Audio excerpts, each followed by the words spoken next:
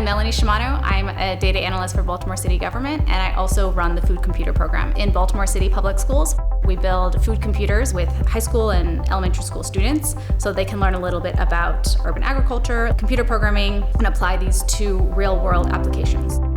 These food computers are tabletop greenhouses that climate control the environment with computer programming and robotics. So we actually grow these plants in the schools and then try to think through how this is relevant for food systems in Baltimore in general. I think it's important to apply coding and technical skills to real-world applications and using it in your communities. And so what students have done is design solutions based on what they know and what they understand. Population is estimated to be almost 10 billion people by the year 2050, and 2/3 of those people will probably live in urban areas, and our current food system infrastructure isn't prepared to support that. So we need to start thinking about how we're going to be able to provide food for people who live in all these different places.